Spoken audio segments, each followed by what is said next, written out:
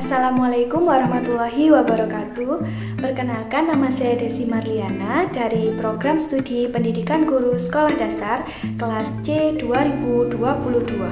Pada video kali ini saya akan mereview mata kuliah Pendidikan Kewarganegaraan dengan materi yang saya pilih, yaitu materi 2, materi 4, dan materi 5. Materi yang kedua menjelaskan tentang hakikat pendidikan kewarganegaraan.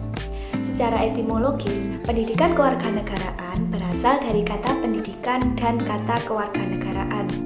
Pendidikan adalah usaha sadar dan terencana untuk mewujudkan suasana belajar serta proses pembelajaran agar peserta didik secara aktif mengembangkan potensi dirinya. Sedangkan kewarganegaraan adalah segala hal ihwal yang berhubungan dengan warga negara. Secara historis, pendidikan kewarganegaraan dalam arti substansi telah dimulai jauh sebelum Indonesia diproklamasikan sebagai negara merdeka. Oleh karena itu, diperlukan adanya proses pendidikan sebagai pembelajaran bagi warga negara yang dapat memelihara semangat perjuangan kemerdekaan, rasa kebanggaan, dan cinta tanah air.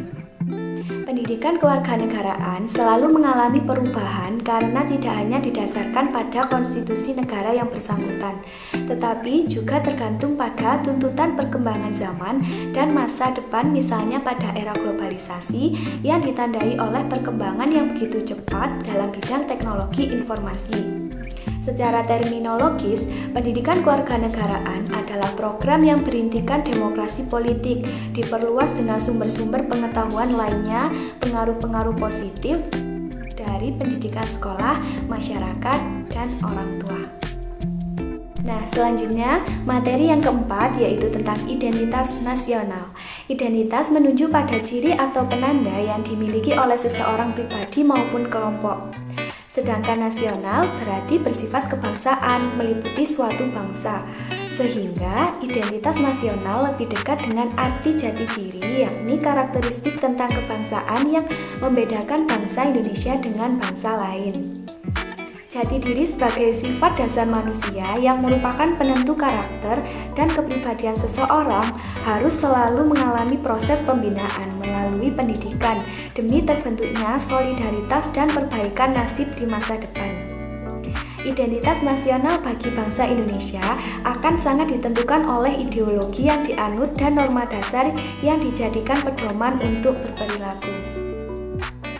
Secara sosiologis, identitas nasional telah terbentuk dalam proses interaksi, komunikasi, dan persinambungan budaya secara alamiah maupun melalui pembentukan intensi pasca kemerdekaan. Beberapa bentuk identitas nasional Indonesia yang telah ditetapkan dalam Undang-Undang Nomor 24 Tahun 2009 dan dapat menjadi pembangun jati diri bangsa, yaitu diantaranya 1. Bendera Sang Merah Putih, 2. Bahasa Indonesia, 3. Lambang Negara Garuda Pancasila, 4. Lagu Kebangsaan Indonesia Raya, 5. Semboyan Bhinneka Tunggal Ika, dan yang terakhir Dasar Negara Pancasila. Dalam proses ini, banyak tantangan dan masalah yang harus dihadapi terkait Pancasila.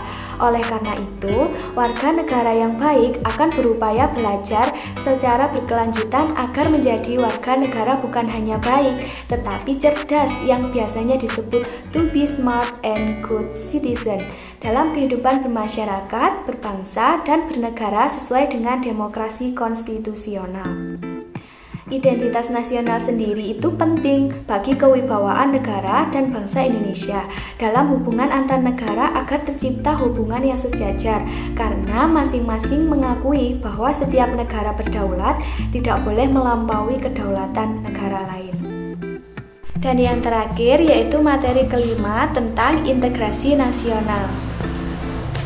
Integrasi nasional berasal dari kata integrasi yang berarti memberi tempat dalam suatu keseluruhan.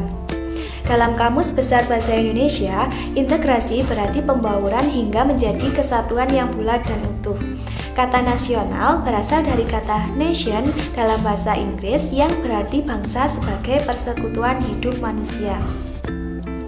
Jenis-jenis integrasi meliputi integrasi bangsa, integrasi wilayah, integrasi nilai, integrasi elit massa, dan integrasi tingkah laku.